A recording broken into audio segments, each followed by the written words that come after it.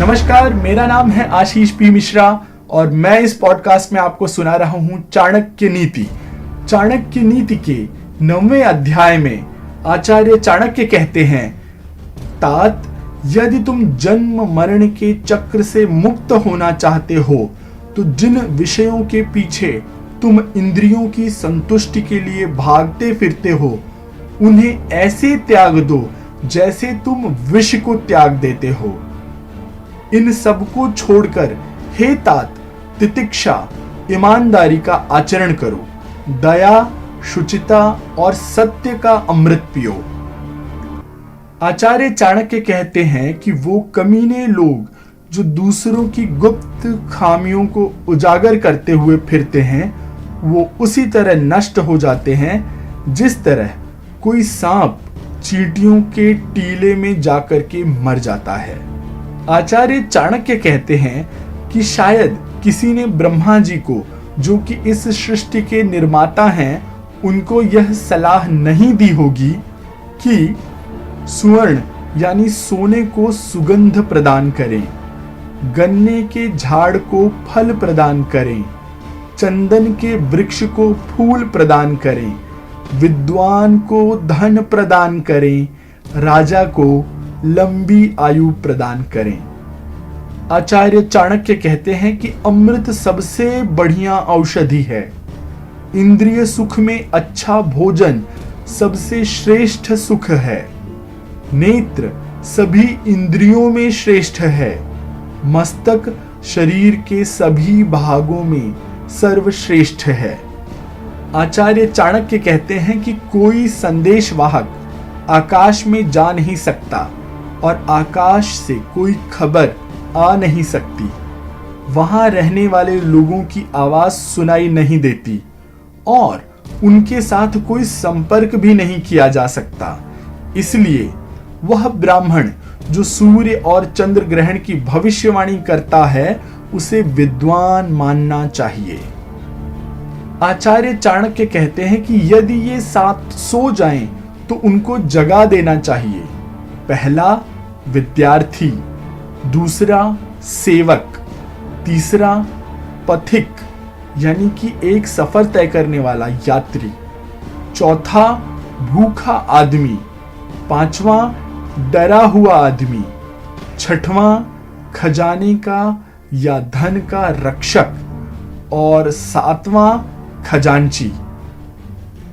आचार्य चाणक्य कहते हैं कि इन सातों को नींद से कभी नहीं जगाना चाहिए।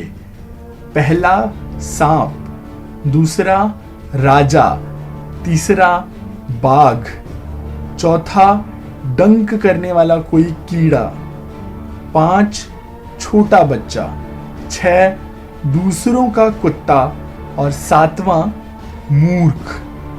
आचार्य चाणक्य कहते हैं जिन्होंने वेदों का अध्ययन पैसा कमाने के लिए किया और जो नीच काम करने वाले लोगों का दिया हुआ अन्न खाते हैं उनके पास कौन सी शक्ति हो सकती है। वो ऐसे सर्प के समान हैं जो दंश नहीं कर सकते।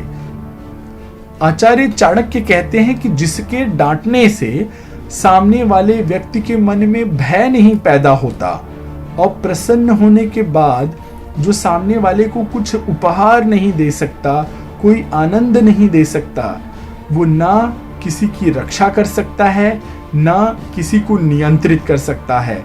ऐसा आदमी भला किस काम का।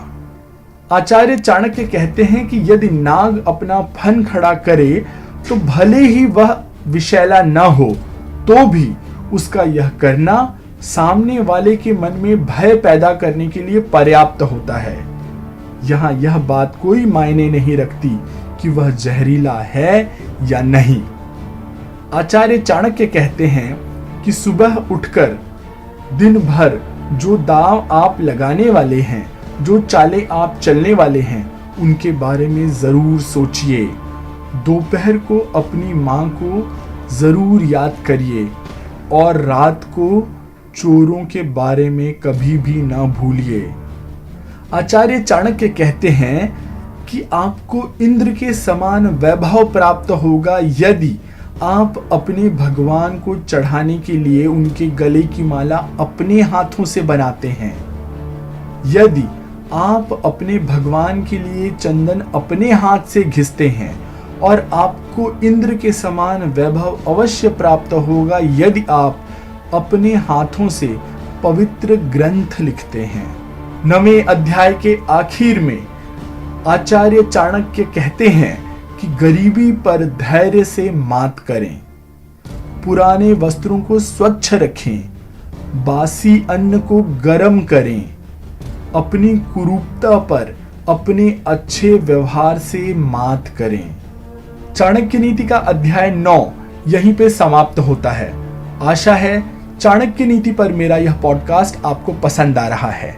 अपनी प्रतिक्रिया मुझे जरूर बताइए और इस पॉडकास्ट को अपने मित्रों, परिचितों और संबंधियों से शेयर करना ना भूलिएगा। जल्द ही मिलता हूं आपसे अध्याय 10 लेकर के। तब तक के लिए आज्ञा दीजिए। धन्यवाद। नमस्कार।